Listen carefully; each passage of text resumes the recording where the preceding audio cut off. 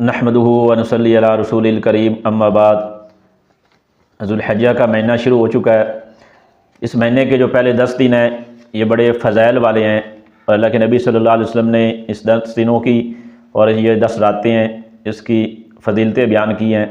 اگر ان فضیلتوں کو ہم سامنے رکھیں گے تو ہمارے یہ 10 دن ہیں ہمارے لیے بڑے قیمتی بن سکتے ہیں۔ اس کے بارے میں 3 حدیثیں آج بیان کرنی ہیں۔ سب سے پہلی حدیث حضرت ابو ہریرہ رضی اللہ عنہ سے روایت ہے کہ آپ صلی اللہ علیہ وسلم نے فرمایا کہ اللہ کے نزدیک ذوالحجہ کے پہلے 10 دنوں کی عبادت تمام دنوں کی عبادت سے افضل ہے، اور ذوالحجہ کے پہلے 10 دنوں میں سے ہر دن کا روزہ 1 سال کے روزوں کے برابر ہے۔ اور ذوالحجہ کی جو پہلی 10 راتیں ہیں اس کی ہر رات کے اندر جو عبادت ہے اس کا ثواب اللہ کے نبی صلی اللہ علیہ وسلم نے فرمایا کہ شب قدر کے برابر ہے۔ کتنی بڑی فضیلت ہے شب قدر! لیلۃ القدر خیر من الف شہر کے شب قدر کے اندر جو عبادت کر لے تو وہ ایسے ہے جیسے 1000 مہینے اس نے اللہ کی عبادت کی۔ تو حضور صلی اللہ علیہ وسلم نے فرمایا کہ ذوالحجہ کی ہر رات جو ہے پہلے 10 دنوں کی تو یہ اس کے اندر عبادت کرنا ایسے ہے جیسے تم نے 1000 مہینوں جتنی عبادت کر لی۔ تو اس لیے ان راتوں کو بھی غنیمت سمجھا جائے، اور اس کے دن کے روزے جو ہیں 1 سال کے روزے کے برابر ہیں۔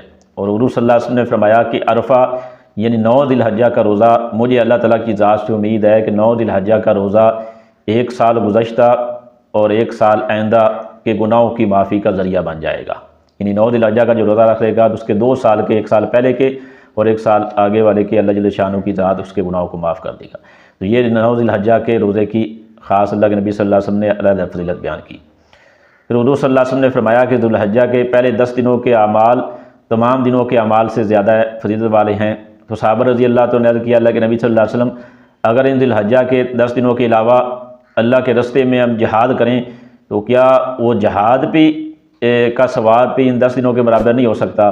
تو حضور صلی اللہ علیہ وسلم نے فرمایا نہیں، اگر اس 10 دنوں کے علاوہ تم جہاد بھی اللہ تعالیٰ کے رستے میں کرو، ہاں یہ شرط ہے کہ اگر تم جہاد اللہ کے رستے میں اپنا مال اور جان لے کر جاؤ اور واپس نہ اپنی تمہاری مال واپس آئے نہ تمہاری جان واپس آئے، یعنی تم اللہ کے رستے میں جا کر شہید ہو جاؤ تو پھر تو تم فضیلت میں بڑھ سکتے ہو، نہیں تو اللہ کے رستے کا جہاد بھی اس 10 دنوں کی فضیلت کو نہیں پا سکتا۔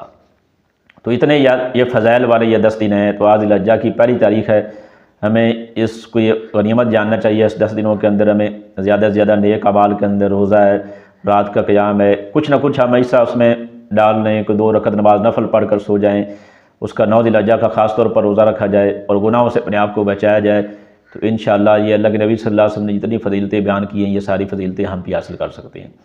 تو اللہ کی ذات سے دعا ہے کہ اللہ تعالیٰ ہمیں اس 10 دنوں کی پوری صحیح قدر کرنے کی توفیق دے۔ وآخر دعوانا ان الحمد للہ رب العالمین۔